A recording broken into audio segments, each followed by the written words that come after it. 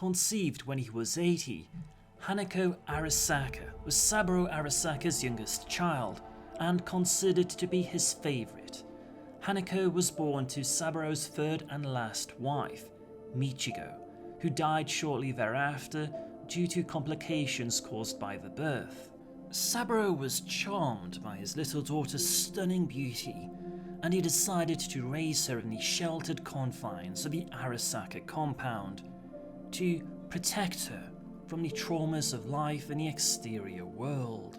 Hanako received her schooling on-site via trusted tutors.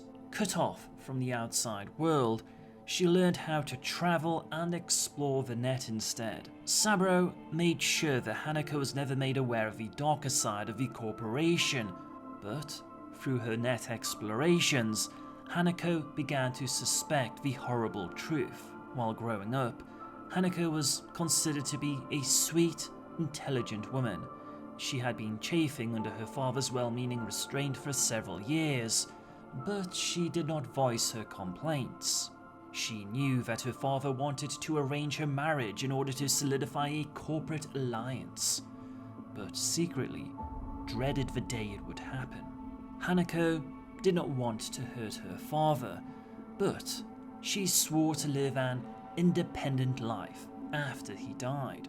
Then, the Fourth Corporate War happened. After the events of the Fourth Corporate War, Hanako would play a pivotal role by becoming the leader of the Kaiji, or Green Pheasant faction of Arasaka.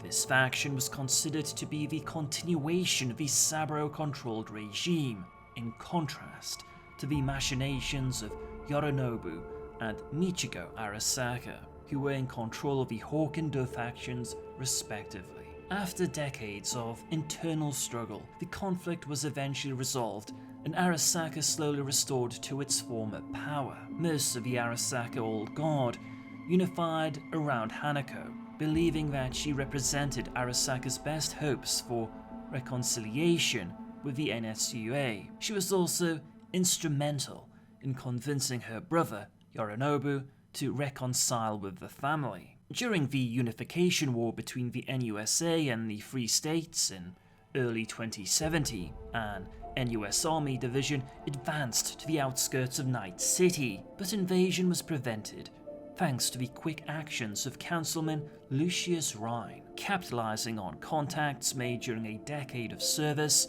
on the city council, Rhine beseeched the long-shunned Arasaka Corporation for protection. Within days, an Arasaka supercarrier arrived in Coronado Bay. Mere hours later, the NUS Army had withdrawn.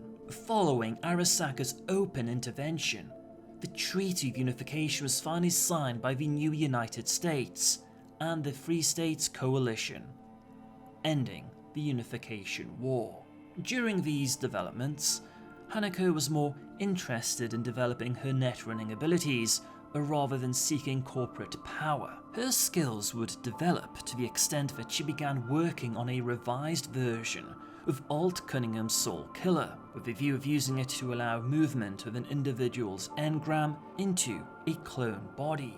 Coincidentally, in 2077, there just happens to be an engram of Johnny Silverhand. If you watched my previous lore content on Yorinobu Arasaka, you may recall that his fate was left somewhat ambiguous at the end of the Fourth Corporate War. It was believed the Soul Killer had been used on him. Recent updates imply that the person involved was not Yorinobu Arasaka, but a body double. Thank you for chipping in.